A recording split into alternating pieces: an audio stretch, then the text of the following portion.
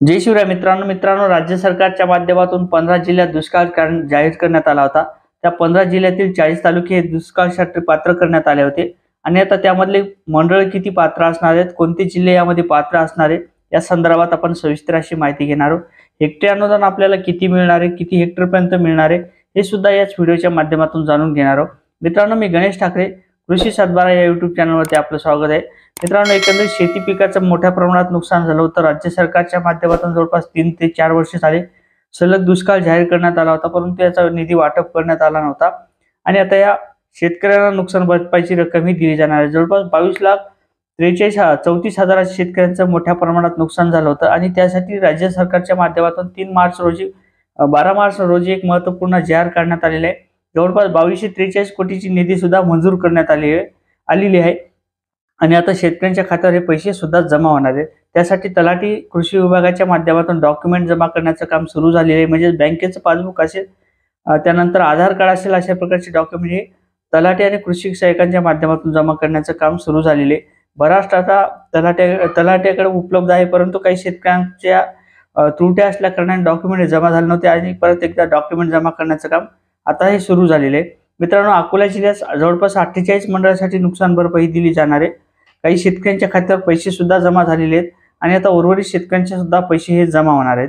अमरावती जिल्ह्यात 91 मंडळासाठी नुकसान भरपाई पात्र करण्यात आलेली आहे। अहमदनगर जिल्ह्यात 90 मंडळासाठी नुकसान भरपाई पात्र करण्यात आलेली आहे। धाराशिव जिल्ह्यात 30 मंडळासाठी नुकसान भरपाई ही पात्र करण्यात आलेली आहे।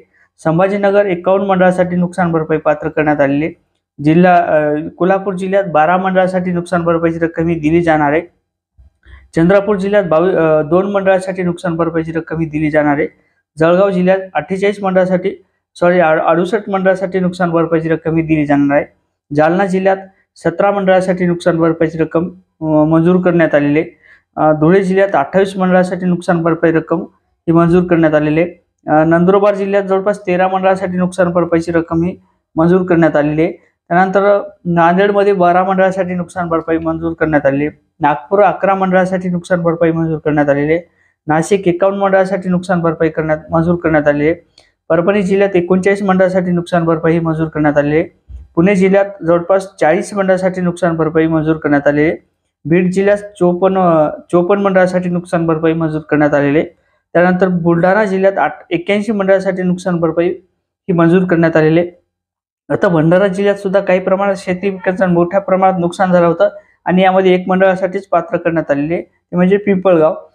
त्यानंतर यवतमाळ जिल्ह्यात जवळपास 90 मंडळात पैकी 18 मंडळासाठी नुकसान भरपाईची रक्कम ही मंजूर करण्यात आलेली आहे। लातूर जिल्ह्यात 45 मंडळ पात्र करण्यात आलेले। वर्धा 12 मंडळ पात्र करण्यात आलेले। वाशिम 44 मंडळासाठी पात्र करण्यात आलेले। सांगली 36 मंडळासाठी नुकसान भरपाई पात्र करण्यात आलेले। सातारा 65 मंडळासाठी नुकसान भरपाई पात्र करण्यात आलेली। सोलापूर 46 मंडळासाठी नुकसान भरपाई पात्र करण्यात आलेली। तर हिंगोली जिल्ह्यात 17 मंडळासाठी नुकसान भरपाई पात्र करण्यात आलेली आहे।